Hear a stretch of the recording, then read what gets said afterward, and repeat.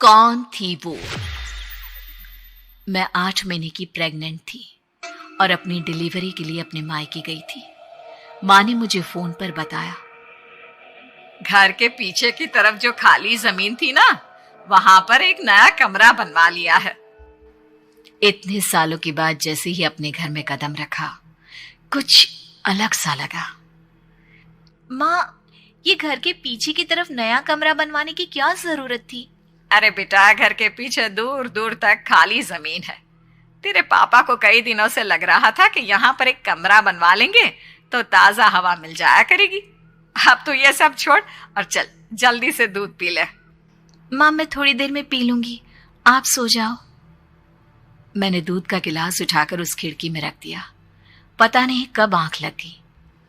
अचानक से खिड़की के पल्लों के खड़कने की तेज आवाज आई। दूध का गिलास धड़ाम से जमीन पर आ गिरा। जमीन पर गिरते ही दूध का रंग लाल हो चुका था।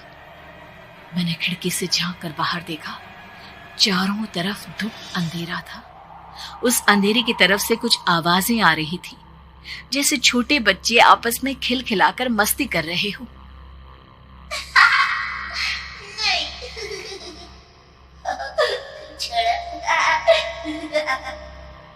इतनी रात को इतने घनघोर अंधेरे में बच्चों की आवाज कैसे आ रही है? घड़ी में वक्त देखा तो ठीक 12 बजे थे। देखकर मैं सन्न रह गई। बुरी आत्माओं और भूतों की कई कहानियां मैं सुन चुकी थी। वक्त भी कुछ ऐसा ही था। ऊपर से मैं प्रेग्नेंट। सुना था कि ऐसे वक्त में अक्सर बुरी आत्माएं औरतों का पीछा करती है, तो क्या मेरे पीछे भी? पसीने से तरबतर बड़ी मुश्किल से, जैसे कांपते हाथों से मैंने उस खिड़की को बंद किया। जल्दी से जल्दी उस कमरे से बाहर निकलकर माँ के पास जाने के बारे में सोचा, लेकिन जैसे ही दरवाजे की तरफ पलटी, लगा कोई साया हवा की स्पीड से दरवाजे के सामने से गुजर गया। मेरे गले में अटक कर रह गई।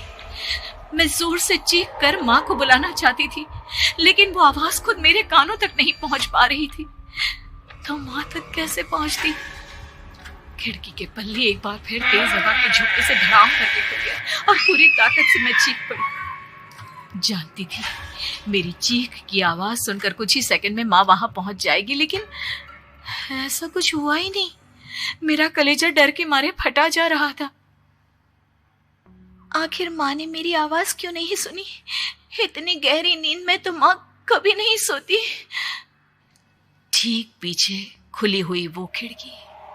मुझ में इतनी ताकत नहीं बची थी कि मैं पलटकर उस तरफ देख भी सकूं।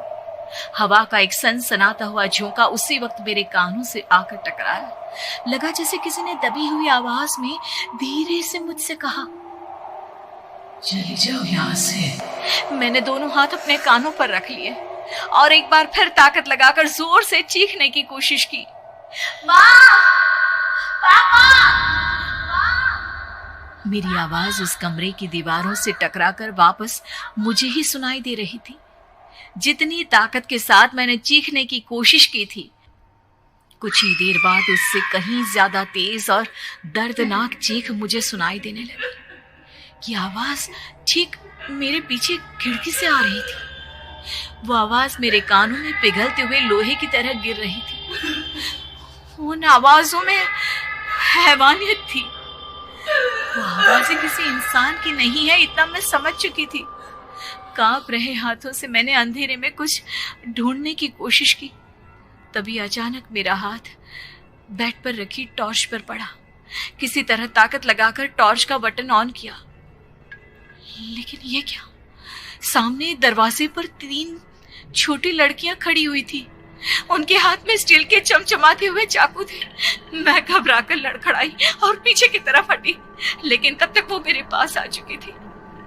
उनकी गर्दन टेढ़ी थी और उनके हाथों के वो चाकू मेरे पेट को निशाना बनाने को तैयार। मैं जोर से चीखी, नहीं, छोड़ दो मेरे बच्चे को, मत मारो, मत मारो, छोड़ दो मेरे बच्चे को। सोनाली, क्या हुआ बेटा? तू इतनी डरी हुई क्यों है? उठ बेटा, क्या हुआ?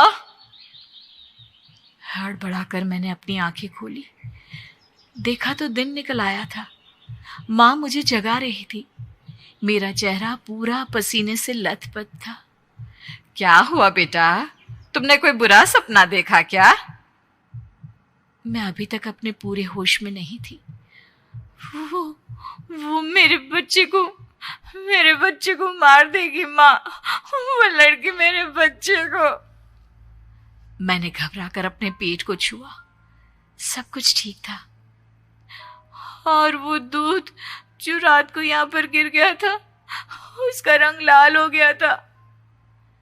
माँ ने हंसते हुए दूध का गिलास मुझे दिखाया। तुमने दूध पिया ही नहीं, पूरा का पूरा ऐसे ही रखा हुआ है। तुमसे कहा था ना सोनाली, सेहत के लिए लापरवाही ठीक नहीं बेटा। लेकिन मैंने तो सब कुछ अपनी खुली आंखों से देखा था। ये सपना कैसे हो सकता है?